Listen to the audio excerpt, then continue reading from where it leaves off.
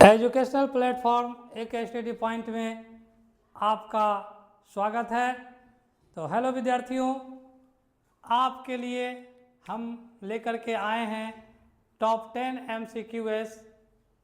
Chapter का नाम है बहुपद।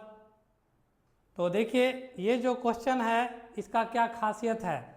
बिहार बोर्ड 2027 मतलब सत्र है 2026 से लेकर के 2027 के सत्र में जो बच्चे एग्जामिनेशन देंगे उसके लिए बहुत ही VVI सवाल है। क्यों? क्योंकि देखिए, पहला क्वेश्चन को आप देख रहे हैं कि ये 2011 में पूछा गया है, 2015 में पूछा गया है, 2019 में पूछा गया है, 2022 में पूछा गया है। दूसरा क्वेश्चन को देखिए, आज जो भी हम बताएंगे वो सारा क्वेश्चन बहुपद का होगा। तो देखिए, दूसरा क्वेश्चन 2012 में पूछा गया है, 2017 में पूछा गया है, 2021 में पूछा गया है, 2024 में पूछा गया है। तीसरा क्वेश्चन 14 में पूछा गया है, 18 में पूछा गया है, 25 में पूछा गया है। चौथा जो है 15 में पूछा गया है, 20 में पूछा गया है, 23 में पूछा गया है। पाँचवा क्वेश्चन 13 में पूछा गया है, 18 में पूछा गया है, 22 में पूछा गया है, 26 में पूछा गया है।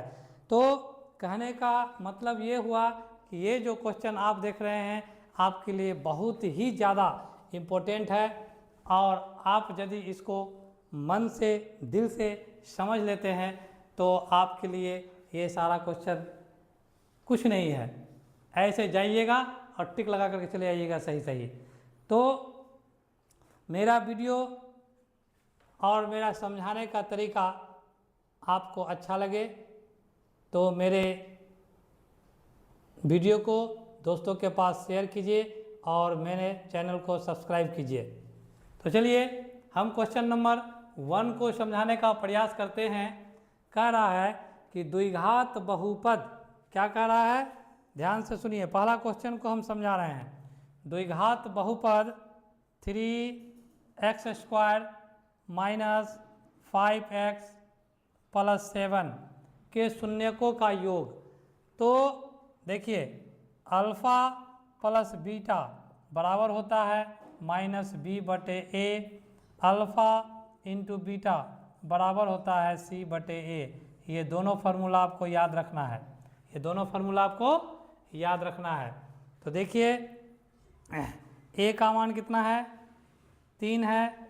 b का मान कितना है, b का मान है -5, और c का मान कितना है, 7 है। आपसे पूछा क्या जा रहा है, शून्यकों का योग, मतलब alpha plus beta, alpha plus beta बराबर -b/a। तो -b का मान कितना है, -5, तो ब्रैकेट में लिख देंगे, और a का मान कितना है, 3। तो माइनस माइनस क्या हो जाएगा, प्लस, मतलब 5/3 हो गया। तो फाइनल आंसर कितना निकल के आया, 5 नंबर 3। तो देखिए कौन सा ऑप्शन में 5/3 है। तो फर्स्ट ऑप्शन है, मतलब ए में जो है 5/3 है, तो इसीलिए ए जो है करेक्ट आंसर हो जाएगा। अब जो है क्वेश्चन नंबर 2 को समझने का प्रयास कीजिए। तो देखिए क्वेश्चन नंबर 2 क्या है, x² है, उसके बाद -4x है और +1।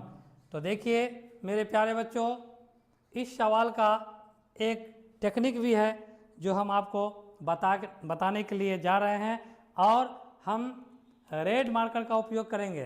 तो देखिए, यदि नियम क्या है कि यदि x² का गुणांक 1 हो तो नंबर 1 अल्फ़ा प्लस बीटा, यहाँ देखिए x² का गुणांक, यहाँ 1 छुपा हुआ है। क्या छुपा हुआ है, 1 छुपा है। x² का मतलब क्या होता है, x² का मतलब होता है, x² का मतलब होता है 1 × x²।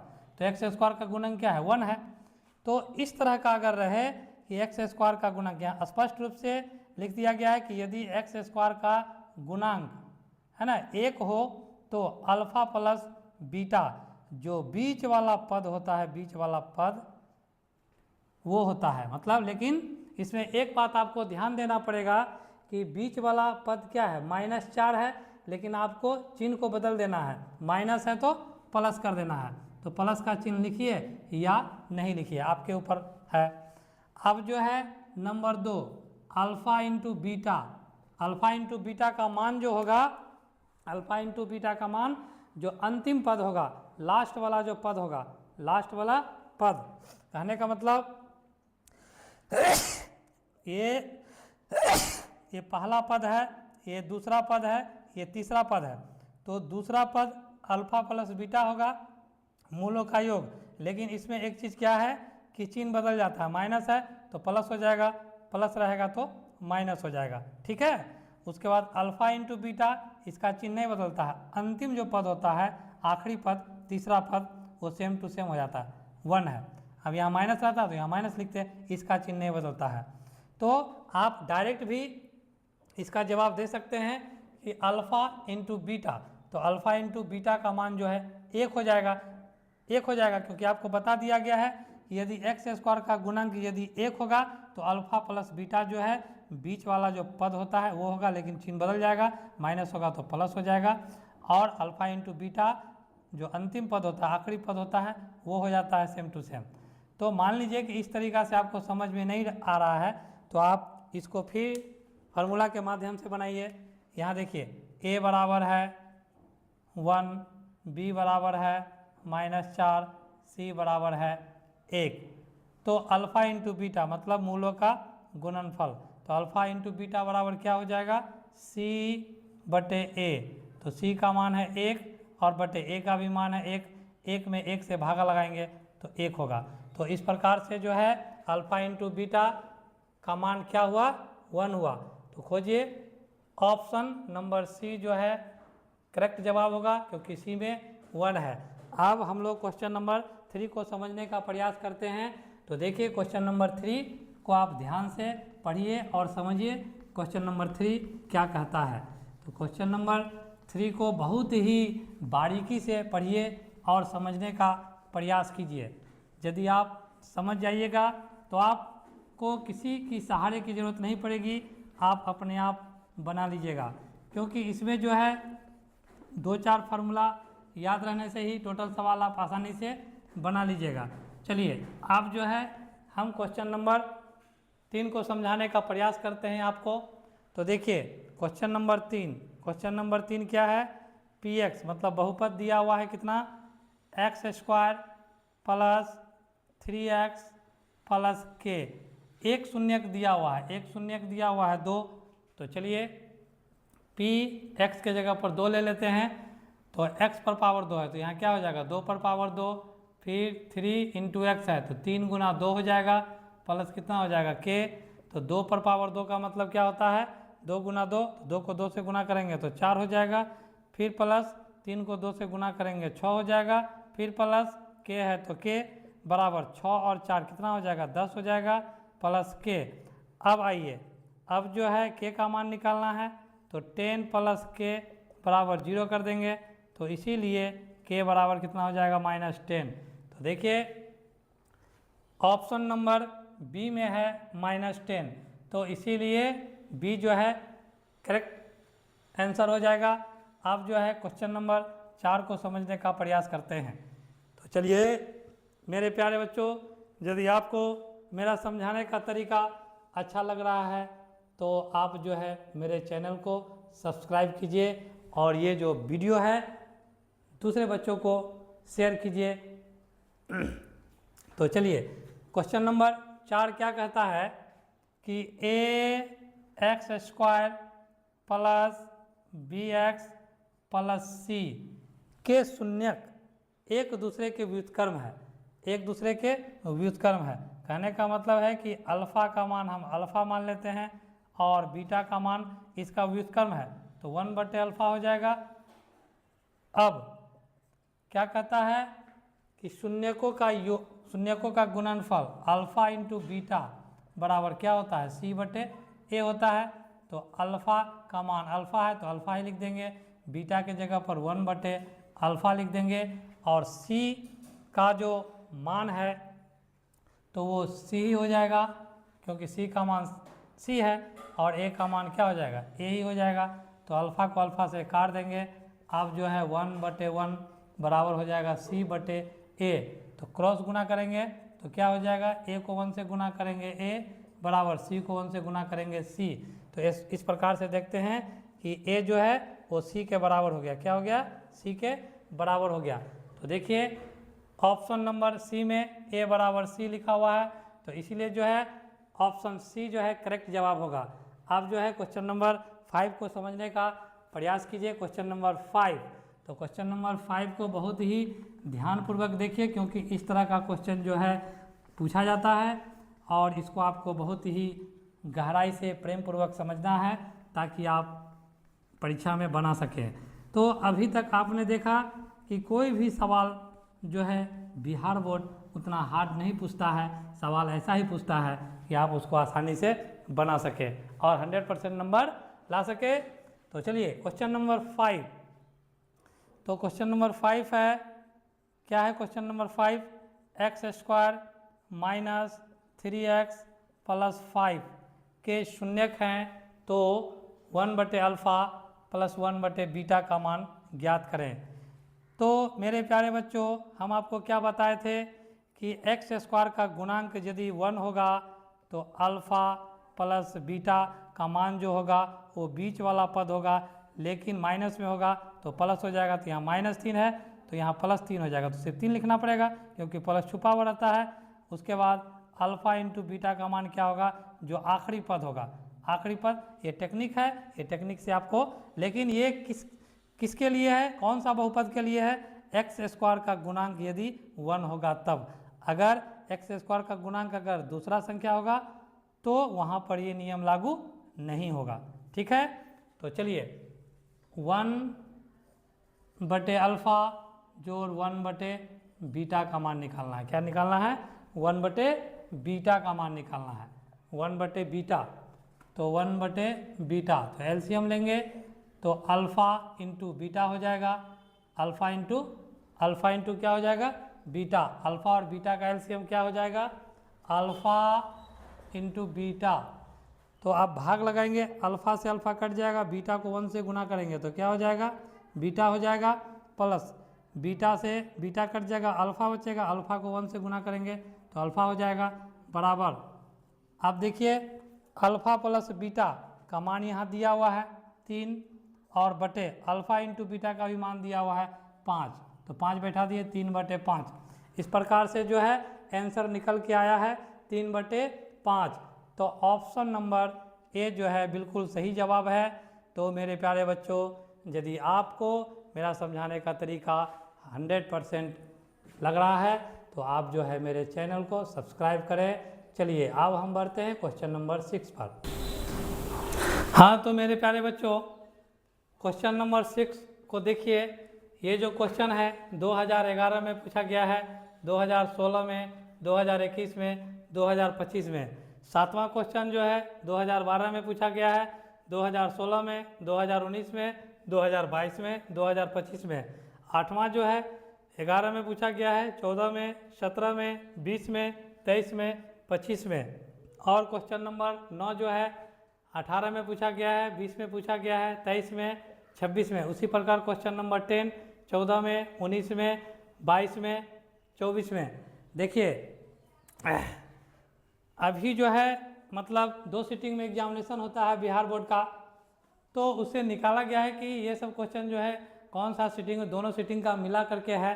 तो आप यदि इसका तैयारी कर लेते हैं तो आपके लिए बहुपद से किसी भी तरह का कोई भी सवाल बनाना आपके लिए आसान हो जाएगा। ये बहुपद MCQS का पहला वीडियो है, हम इसके बाद फिर दूसरा वीडियो आपके लिए लेकर के आएंगे। तो आपको जो है मेरा वीडियो देखने के लिए चैनल को क्या करना पड़ेगा, सब्सक्राइब करना पड़ेगा। तो चलिए अब हम क्वेश्चन नंबर 6 को समझने का प्रयास करते हैं। तो क्वेश्चन नंबर 6 क्या है कि रैखिक बहुपद 2x - 5 का शून्यक क्या होगा। तो देखिए 6 नंबर को कैसे बनाएंगे, तो 6 नंबर को बनाएंगे 2x - 5 = 0। तो यहाँ देखिए 2x बराबर क्या हो जाएगा, 5 हो जाएगा, माइनस है, बराबर के बाद इसको लेकर के जाएंगे तो प्लस हो जाएगा, तो 0 में +5 हो जाएगा तो 5 ही होगा। तो इसीलिए x का मान निकालेंगे तो x के साथ जो संख्या रहता है वो नीचे चले जाता है, तो 5/2 हो गया। इस प्रकार से हम देखते हैं कि ऑप्शन नंबर बी जो है करेक्ट जवाब है। अब चलिए क्वेश्चन नंबर 7 को समझने का प्रयास करते हैं। तो देखिए question number 7, x² minus 4x plus 3।